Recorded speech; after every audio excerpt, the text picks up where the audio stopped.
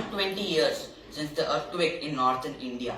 The earthquake was so severe that the Brahmaputra river still hasn't settled down. The entire Shillong plateau moved away from the Brahmaputra river towards the Bay of Bengal. Today we have exclusive footage from a man named David Robert Jones. This footage was shot on 18 June 1897.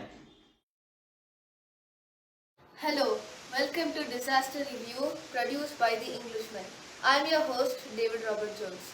Today I am in northeastern India and in Assam to be exact, and there was an earthquake here a few days ago.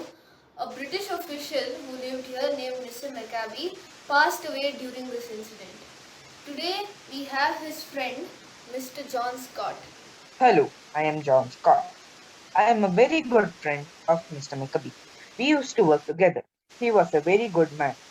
He would always send at least a letter to his family in Britain. He was very sincere and he never failed to accomplish what they had asked him to do. Thank you, Mr. Scott. And now we have a neighbor of Mr. Maccabi. Nice to meet you, Mr. Jones. I live here. I have a son, a daughter, and my wife in a nearby hotel. Mr. McCabe was a very kind and sincere man. His house was beautiful. But now, here a bedpost, there a sword, a broken desk or a chair, bit of torn carpet, a very well-known hat with its civil colors lay on the ground. Would you like to tell about your experience during the earthquake? I was having a bath until suddenly there was a loud rumbling. The children and the ayah were downstairs. I left the bathroom with only my towel on. I went through all the rubble and fallen items. I found my wife outside in the garden, but the iron rods and the roof were covering the door. I was somehow able to make myself go through in between the rods. A man held up the roof that would have collapsed on the children and the ayah. We were able to come out, and we rushed to a nearby shop that was still standing. And now we're at the government printing press, or the remains of it. Here the building completely collapsed during the earthquake, and we have a person who barely survived it by leaving a little bit earlier. Hi, I'm Alex Kist. I was one of the survivors of this government building that had collapsed.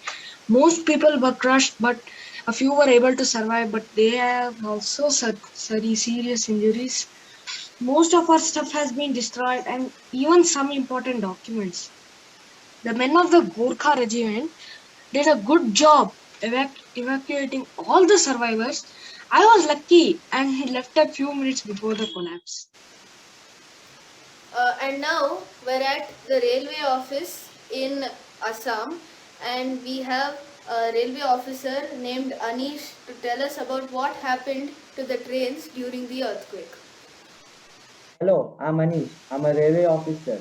Due to the earthquake, a train flipped over in Shamsher Singh Nagar, killing over 1,000 people. One of the trains was derailed at Montola. Many of our workers have lost their homes that survived the great storm. Hence, we have built a small makeshift home for all of these people. And now I'm in Calcutta, the British capital of India, and I see the soldiers are getting ready to make a 60-gun fire salute for Jubilee Day. Have a Calcutta resident. Hi, I am Chakravarti. I am a resident of Calcutta, and as you can see, the officers are getting ready to fire a 60-gun salute for Jubilee Day. Many people here are scared to the structural integrity of many homes is less due to the earthquake. We have many families and refugees that have moved here. Many of them are scared to get caught in a building collapse a second time.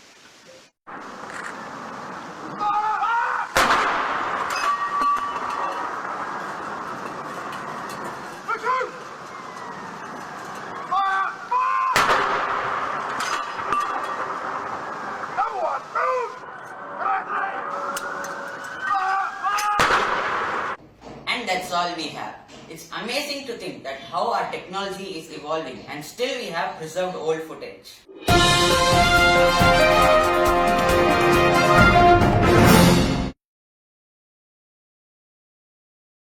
sure all of you have heard about the earthquake that happened way back in 12 June 1897, right? Well, it looked like an earthquake, though it would have been just right to come into action while I was enjoying my bath. It looked like just some any other day. But who knows that the universe had other plans for us? So much of loss, panic, fear was caused in this much of time that one cannot even imagine.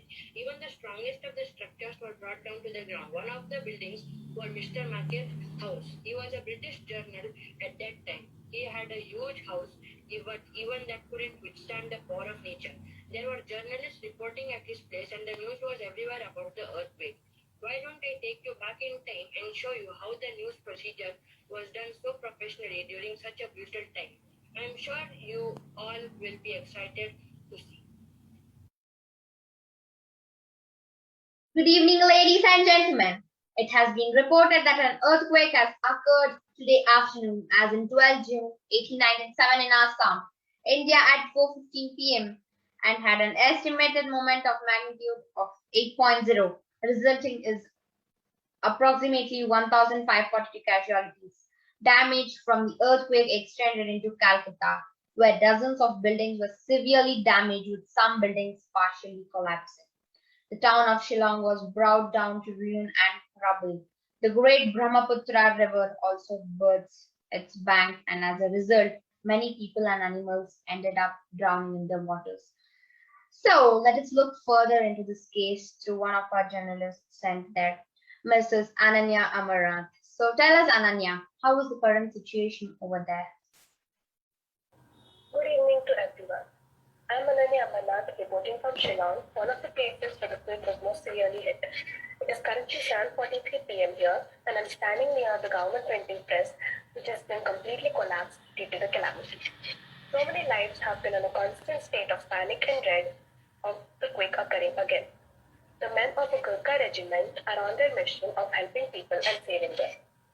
Looks like the situation there is very terrible. You can surely agree on that. The place has been turned into a living cemetery.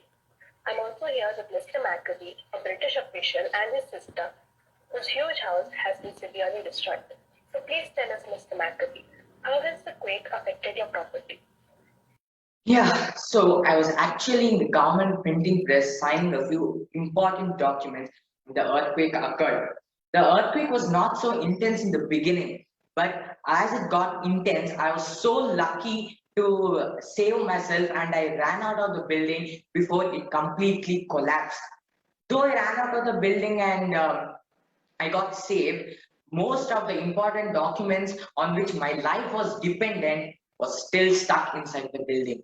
In that, most of insurance, health insurances, and important documents, my job details, everything was in the documents, and I had lost all of them. But I can say I was lucky because many of the other workers couldn't even make it out of the building, and I could make it out of the building and save myself. And this was one of the most hazardous disaster I have ever experienced in India. And I would like to thank the Gorkha regiment who carried out this rescue mission when this earthquake occurred. Really heartily thanks to them. And it's truly a blessing that I'm still alive. I am so sorry for the loss. It must have been so hard to lose so many important documents. Yeah, certainly. I could literally watch my house fall as it was only 3 buildings away from the printing press. It truly was heartbreaking. I couldn't believe it. So much how hard work and time was being taken by the construction of the building, and within a few seconds, the whole building has been collapsed. I seriously couldn't believe it. It was really heartbreaking. And after all those documents and my job, I lost my job and my house was gone. We were literally homeless. Literally homeless. Our family was literally homeless. And then we actually slept on the street where there were less house, and even though earthquake occurred, the house doesn't fall and all those, where it was safe. We actually slept on the street where it was safe. I cannot even imagine how bad it was. Looks like Mr. Maccabee's sister, Rosalind, was in the house when the quake occurred. Please tell us how you got the news of the quake, Rosalind. It's certainly true that animals sense danger pretty quick. because if it wasn't for my cat behaving strange, I wouldn't have known that such a calamity would be struck. I was reading when my cat started getting really paranoid and forced me to get out of the house. I had to make sure of a few necessities before leaving, but by the time the quake was getting stronger and stronger, my cat was already outside, but before I could escape, objects started falling on top of me. I got injured a little bit, but I'm glad I made it out alive. The house has literally been bought to pieces, which is hard for me to watch. Oh Lord, please take care and get treated for those injuries as soon as possible. I shall take leave now. Thank you so much for sparing us some time and letting us know about the quake. This is my time for today, ladies and gentlemen. Ananya Manna reporting from Shillong. Yes, thank you so much, Mr. Maccabee and Rosalind, for your wonderful cooperation. Let us all pray for the well being of the people who are facing this disaster. To all the people in that area, please stay strong and don't worry as the rescue team will do its best with the case and everyone kindly cooperate with the team. Thank you. So that is how the news was passed on to the entire world. This was surely one of the most horrible disasters India has ever faced. We cannot go against the nature and stop these disasters, but we can surely take precautions in these kind of cases and act quick and wise without panicking as much.